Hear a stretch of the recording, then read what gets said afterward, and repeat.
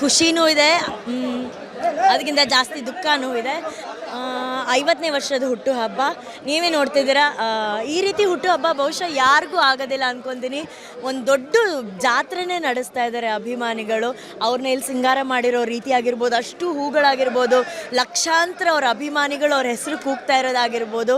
I am sure ಅದನ್ನೆಲ್ಲ sir ಕೇಳಿಸ್ಕೊತಾ ಇದ್ದಾರೆ and ಖುಷಿಯಾಗಿದ್ದಾರೆ ಇದನ್ನೆಲ್ಲ ನೋಡ್ತಾ ಅಂತ ಅಂದ್ಕೊಂಡಿದ್ದೇವೆ.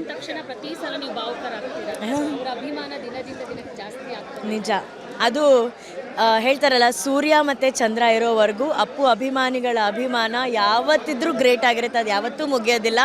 ಆ ಕೋಟ್ಯಾಂತರ ಅಭಿಮಾನಿಗಳಲ್ಲಿ ನಾನು ಒಬ್ಬಳು ಅಂತ ಹೇಳ್ಕೊಳ್ಳೋಕೆ ನನಗೆ ಬಹಳ ಖುಷಿ ಆಗುತ್ತೆ.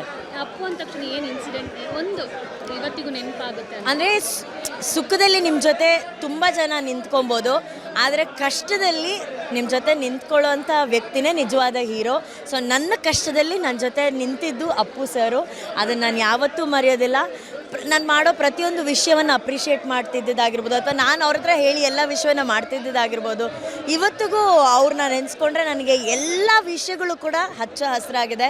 ಮೊನ್ನೆ ಅಪ್ಪು ಸಿನಿಮಾ ನೋಡ್ತಾ ಇದ್ದಾಗಲೂ ಕೂಡ ಅನಿಸ್ಲೇ ಇಲ್ಲ ಸ್ಟಾರ್ಟಿಂಗಲ್ಲಿ ಎಲ್ಲೂ ನಮ್ಗೆ ಅವ್ರು ನಮ್ಮ ಜೊತೆ ಇಲ್ಲ ಅಂತ. ಕಡೆಯಲ್ಲಿ ಅಯ್ಯೋ ಇನ್ನು ಮುಗಿತಾ ಇನ್ನು ಮತ್ತೆ ಒಂದು ವರ್ಷ ಕಾಯಬೇಕಾ ನಾವು ಆ ಸಿನಿಮಾ ನೋಡೋದಕ್ಕೆ ಅಂದಾಗ ಆಗೋವಂಥ ದುಃಖದಲ್ಲೇ ನಮಗೆ ಗೊತ್ತಾಗೋದು ಅವ್ರು ನಮ್ಮ ಜೊತೆ ದೈಹಿಕವಾಗಿ ಇಲ್ಲದಿದ್ದರೂ ನನ್ನ ಪ್ರಕಾರ ಮಾನಸಿಕವಾಗಿ ಇರ್ತಾರೆ. ಆ್ಯಂಡ್ ಒಳ್ಳೆತನದಲ್ಲಿ ಅಪ್ಪು ಸರ್ ಯಾವಾಗಲೂ ಜೀವಂತವಾಗಿರ್ತಾರೆ.